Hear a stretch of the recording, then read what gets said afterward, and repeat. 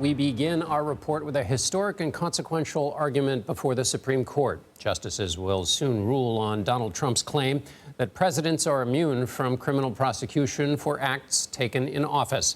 The case centers around Trump and whether he acted in an official capacity when he attempted to overturn the 2020 presidential election on and before January 6, 2021. Special counsel Jack Smith says a president's constitutional duty is to faithfully execute the laws, not violate them. The discussion from justices on both ideological sides reached back to the very founding of the American system. Here's liberal Justice Elena Kagan. Framers did not put an immunity clause into the Constitution. They didn't provide immunity to the president. And, not so surprising, they were reacting against a monarch who claimed to be above the law. Wasn't the whole point that the president was not a monarch and the president was not supposed to be above the law?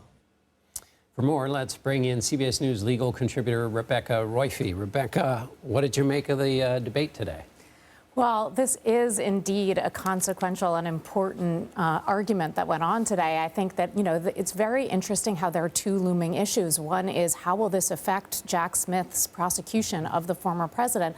And the other that many of the justices want to focus on is what are the implications for the presidency in the future?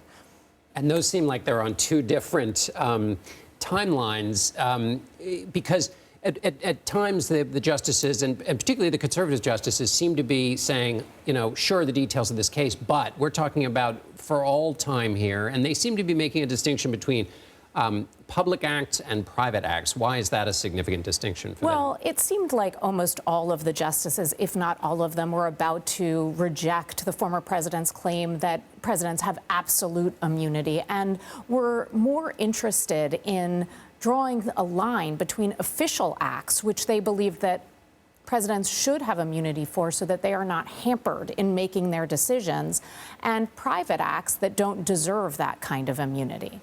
And so could they, the justices, it seemed, let's say there's maybe a conservative support for sort of making this distinction more clear. How, if there was that, where would that go? How does that, what is the next step in the situation? That is a question that remains. So is this an answer that will eat up time, delay the proceedings such that there will be no chance to really prosecute to the finality the former president? Or will the prosecutors be able to go forward with some kind of compromise where perhaps they drop some of the arguably official acts that the president is charged with and proceed with the ones that are clearly private in nature? And one of the arguments that the Department of Justice was making is there are already accommodations in law to make sure that a president isn't railroaded. I mean, there was a lot of hypotheticals about, well, how could this be used in the wrong hands? What did you make of that argument from the Department of Justice? So the Department of Justice was trying to suggest we don't need presidential immunity because there are built-in already in the laws kind of defenses. For instance, you could claim an advice of counsel defense, and for a lot of official acts, a president will have consulted the Department of Justice, the Office of Legal Counsel, and gotten a legal opinion that what they are proceeding to do is lawful. And so that would form a defense that would, in Jack Smith's argument, would protect them in the future. And so they wouldn't need this kind of immunity. Is there an obligation for the justices to deal with the fact that there's a live case sitting in front of them, or does all of this talk about making decisions for all eternity allow them to point their eyes to the horizon and not have to really worry about this timeline question you already mentioned? Yeah, no, of course they are constrained by the case in front of them, but how they decide that case, they have a lot of leeway for doing that. So they can decide in a very narrow way that addresses just the issues that are before them, or they can decide in a broader way that has bigger implications for cases that come in the future or for the presidency and how it's conducted in the future. All right. CBS News legal contributor Rebecca Roiphe, thank you so much. Thank you. In Mr. Trump's New York criminal trial, the former head of the National Enquirer, David Pecker, was back on the stand. Michael George has a recap of the day's events. Donald Trump began his day with a campaign stop. Before heading to the courthouse, the former president greeted supporters at a Manhattan construction site and complained about his treatment in court. They've taken my constitutional right away with a gag order. That's all it is. It's election interference. From there, it was back to his criminal trial, where the former president is accused of falsifying business records to cover up a hush money payment to porn star Stormy Daniels. David Pecker returned to the witness stand. The longtime tabloid publisher said he worked with Trump to buy damaging stories and then squash them during the 2016 presidential race. He said when Daniels was selling her story, he turned it down, but that he told Trump's fixer, Michael Cohen, that he should buy it and take it off the market. Prosecutors say the so-called catch-and-kill scheme was a crime. The reason the government says it's illegal was because it was done specifically to influence the 2016 election. Keep information from the public. The former president said this about Pecker. David's been very nice. He's a nice guy. Prosecutors say that was a message to Pecker and another violation of the judge's gag order. Trump, who's pleaded not guilty to 34 felony counts, will be back in court on Friday when Pecker returns to the stand. Michael George, CBS News, New York.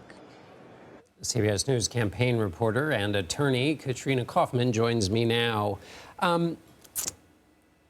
Pecker talked about the fact that Donald Trump thanked him after the election, invited him to the White House. Why was that important?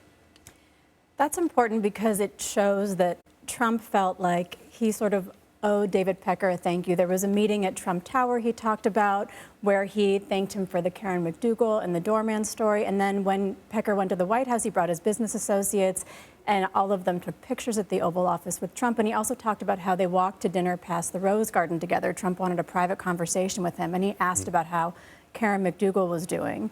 Another thing that Pecker brought up is that he said Trump's family was never mentioned during the conversations about these stories because Trump's team has really tried to paint this as Trump did this to not embarrass his family. And Pecker said his understanding was this was really all about the campaign. Ivanka and Melania were never mentioned in these conversations. I want to follow up on that. Leaving aside the question of stories that would hurt Donald Trump, there is also a lot that Pecker's testified to about an arrangement they had where basically Pecker would make up out of whole cloth stories about Trump's opponents in the primary, really grim, awful stories, to help Trump, and then Trump on the trail, having covered him, used those stories to beat up those opponents. Yeah, he was talking about this the other day, specifically stories about Ted Cruz and Marco Rubio that really were essentially fabricated at points when they were doing well in the polls. So it was really an orchestrated arrangement between Pecker and Cohen were dealing with each other in the campaign.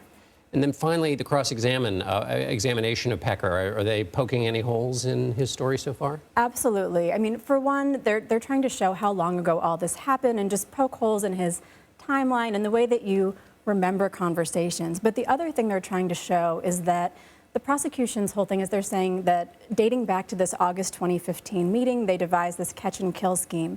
But what Emile Beauvais, Trump's attorney, was saying is that they've actually been doing this for a long time, that I think as long as 17 years before that meeting, Pecker was tipping Trump off about problematic stories, and that he did this with other politicians and celebrities. Tiger Woods was one of them. So they're trying to say that it's not just this incident, this was just a business practice of his. Right, not about the campaign, but just regular business. Exactly. Interesting business to be in. Katrina Kaufman, thank you so much. Thank you.